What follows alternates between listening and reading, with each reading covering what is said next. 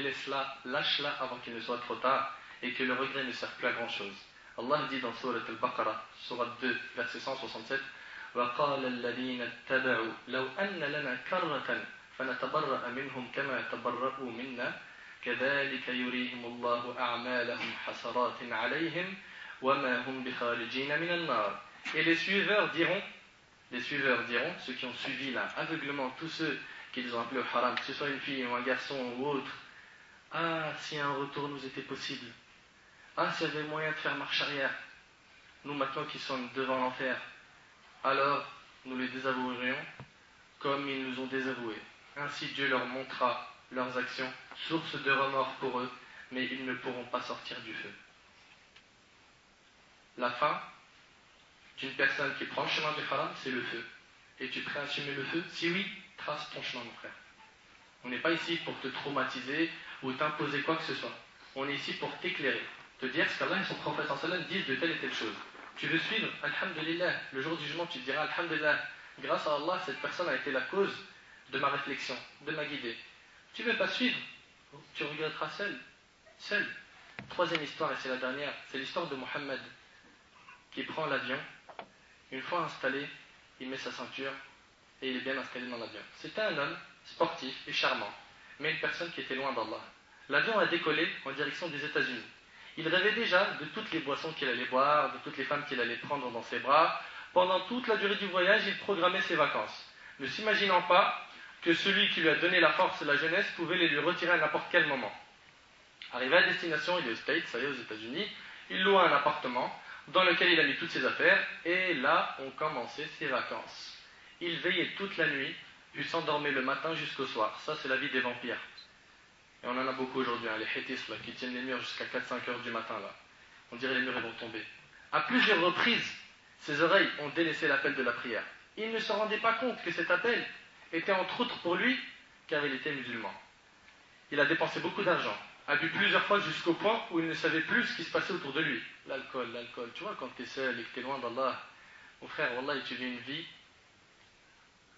identique à celle des animaux.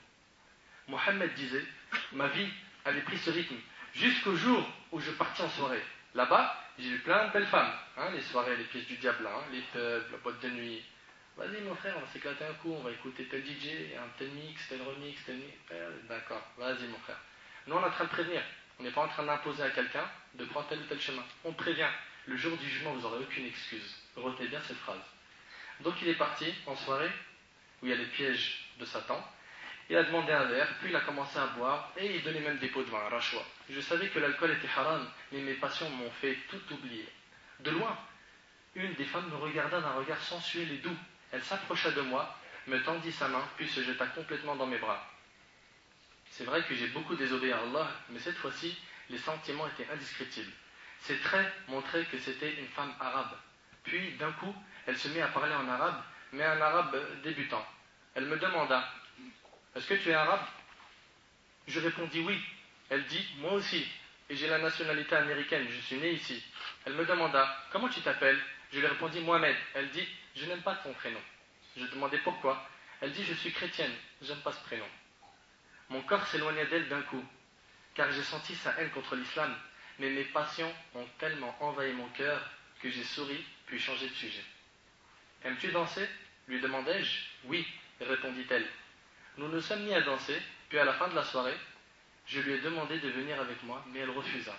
J'ai réessayé à plusieurs reprises, mais elle insista sur le refus.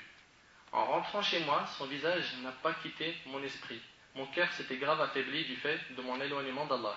Après 2 soirées avec elle, mon cœur ne cessait de s'attacher à elle. Jusqu'au jour où je lui ai demandé de dormir chez moi une nuit. Elle accepta, mais lui dit à une condition, c'est que tu portes cette chaîne. C'était une chaîne avec pour pendentif une petite croix. J'ai ressenti un sentiment étrange et me disais, certes j'ai désobéi à Allah, certes je ne prie pas, certes je n'ai pas vu mes parents depuis quelques mois, mais je suis tout de même musulman. Le problème est que mon amour pour elle était plus fort que tout. Je me suis précipité à prendre la chaîne, je l'ai mise autour de mon cou comme un prisonnier, un esclave. Je lui ai souri, puis elle m'a dit, waouh, elle te va très bien, c'est un cadeau de ma part, je ne veux te rencontrer qu'en te voyant avec. J'ai passé avec cette femme de superbes journées. Shaitan m'embellissait tout ce qui était interdit. Un jour, je lui ai demandé de sortir avec moi, mais elle refusa. Je l'ai supplié en lui proposant même de l'argent. Comme je vous ai dit, l'amour dans le haram, il rabaisse et il humilie. Wa alaykoum salam. L'amour dans le haram, il rabaisse et il humilie. Il fait de toi, excuse-moi du terme, un chien. Un chien derrière cette fille, pas un être humain. Et un jour, je lui ai demandé de sortir avec moi, mais elle refusait. Je l'ai supplié en lui proposant même de l'argent, mais elle continuait à refuser en me disant franchement, je veux que tu te convertisses d'abord au christianisme. T'as vu comment ça va vite? Ces paroles ont atterri dans mon cœur comme un tonnerre, une foudre. Je lui ai dit, mais ceci est impossible. Elle lui répondit, moi aussi. À partir d'aujourd'hui, il m'est impossible de rester avec toi. Shaitan me disait, mais vas-y, dis-lui que tu acceptes. Dis seulement avec ta langue que tu sors de l'islam. Juste avec ta langue, t'as rien à perdre. T'as vu un peu le Shaitan, comment il est fort? Petit à petit, il te rapproche du péché. Hélas, aujourd'hui, beaucoup de nos frères et de nos sœurs ont lâché leur religion pour une femme ou un homme, et des fois même pour des cartes de séjour. Le lendemain, elle va me voir avec une tenue très attirante. Elle approcha son visage du mien et me dit, tu as le cœur dur, tu ne ressens pas l'amour. Je n'ai pu résister à ses paroles et lui dis, ben si, qu'est-ce qui a fait que je m'attache à toi de cette manière? Elle lui dit, eh bien, qu'est-ce qui t'empêche de devenir chrétien? Je n'accepterai de me marier avec toi que si tu le deviens. Là, j'ai tout oublié. Et j'ai oublié même que je m'appelais Mohammed comme le prophète alayhi salatu wassalam.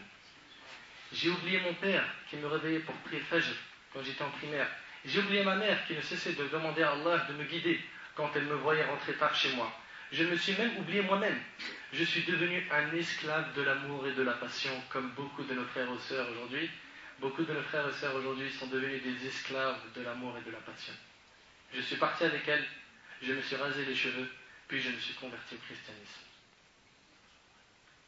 Je suis allé pour la première fois de ma vie à l'église, et quand je suis rentré, je me suis mis à pleurer sans m'en rendre compte. C'était les larmes de la foi qui sortaient de mes yeux. À la porte de l'église, je ne réalisais plus. Après toutes ces années de ma vie, je deviens chrétien. Oh Allah, quel sera mon châtiment? Sera-t-il le feu? Où est la crainte de mon Seigneur? Où est donc ma pudeur? Où est mon attachement à ma religion? Tout ça a disparu à cause d'une fille. Après ça, je suis rentré chez moi en vitesse. Et je l'ai abandonné, cette fille. J'ai touché ma tête qui n'avait plus de cheveux. Et je me suis dit, qu'est-ce que tu fais, Mohammed? Que fais-tu, Mohamed? Tu as délaissé la religion de Mohamed. J'ai énormément pleuré. J'ai fermé la porte de chez moi. Et je me suis retrouvé dans une plage de larmes. Un océan de larmes. Shaitan me disait, il n'y a plus moyen de retourner en arrière.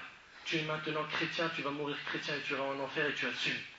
Je me suis souvenu de mon grand-père quand il faisait la veine, l'appel à la prière, de mon Coran qui était dans ma chambre, d'un ami à moi qui était pieux et qui me disait tout le temps, Mohamed, fais gaffe à la mauvaise fin. Je me suis mis à crier en disant, non, non, oh Allah, ne prends pas mon âme maintenant, je vais retourner à l'islam, je retourne vers toi, vers le Coran. Je suis allé en vitesse dans la salle de bain, j'ai jeté la chaîne avec le pendentif dans les toilettes, je me suis purifié et fait mes grandes ablutions. Puis, j'en suis sorti en ressentant que je n'avais plus aucun péché. J'ai dit tout en pleurant en sanglots, Ashhadu an la ilaha illallah wa ashhadu anna Muhammadan Rasulullah. J'ai senti, après avoir dit ces paroles, que j'étais l'homme le plus heureux du monde. La joie, elle est dans l'islam. La joie n'est pas dans le haram. La joie, elle est dans kalimat al-tawhid. Elle n'est pas dans le kufr, elle n'est pas dans le ma'asi, dans les bid'ah. La joie, elle est dans le chemin d'Allah, mes frères et sœurs. Comprenez-le, que ceux qui empruntent le chemin du diable seront malheureux jusqu'à leur mort. Et on ne sait pas comment ils vont terminer leur vie, sans compter leur jugement, comment il sera. J'ai pris le premier avion, direction de mon pays. La première chose que j'ai entendue lorsque je suis arrivé était le adhan. Je ne pus me retenir de pleurer. Mes larmes tout coulaient et je me disais, est-ce qu'Allah va me pardonner? Arrivé chez ma mère, je me suis jeté dans ses bras et je lui ai dit, maman, c'est fini, je ne désobéirai plus jamais à Allah. Pardonne-moi tout ce que j'ai pu faire comme mal. Celui-là, alhamdoulilah, il a eu l'occasion de se réveiller, de se repentir avant sa mort. Mais est-ce que toi qui fais ce péché, tu penses que tu auras cette occasion? Est-ce que tu penses que Allah subhanahu wa ta'ala, après t'avoir laissé tant d'années sur terre, et que toi tu t'es détourné de lui, tu penses que ta demeure finale sera le paradis? Si tu as pris le chemin de l'enfer, tu finiras en enfer. Pardonne-moi tout ce que j'ai pu faire comme mal, pardonne-moi mon éloignement de la maison. Elle me serra fort dans ses bras et me dit, mon fils, retourne vers Allah, il sera heureux de ton retour car il est miséricordieux. Le prophète sallam nous a dit qu'Allah il était miséricordieux envers nous. Dans Sahih Muslim, le prophète sallam a vu une maman qui cherchait son petit enfant bébé qu'elle allaitait, qu'elle avait perdu. Un bébé, t'imagines un peu à quel point la maman est attachée à un bébé qui allait, et elle l'a cherché, et à un moment quand elle l'a trouvé, elle était très heureuse, elle l'a serré fort dans ses bras, et directement elle lui a donné à boire de son lait. Le prophète et les compagnons, ils ont tourné leur visage, et le prophète leur a dit, voyez-vous une telle mère jeter son fils en enfer? Est-ce que vous imaginez que cette maman pourrait prendre ce bébé et le jeter en enfer? Ils ont dit non. Il leur a dit, sachez qu'Allah est plus miséricordieux envers ses serviteurs que ne l'est cette maman avec son fils. Allah il est plus miséricordieux que cette maman avec son enfant. Reviens à Allah. Pourquoi tu as le cœur dur? Pourquoi tu es attaché à la mauvaise fréquentation et au péché? Pourquoi tu ne veux pas revenir sincèrement? Fais le pas, c'est plus dur le début, parce que le shaitan ne veut pas que tu te détournes de lui. Fais le premier pas et tu verras qu'Allah subhanahu wa ta'ala te facilitera. Fais le premier pas qui est le plus dur. Les jours passaient et Mohammed se déplaçait de mosquée en mosquée.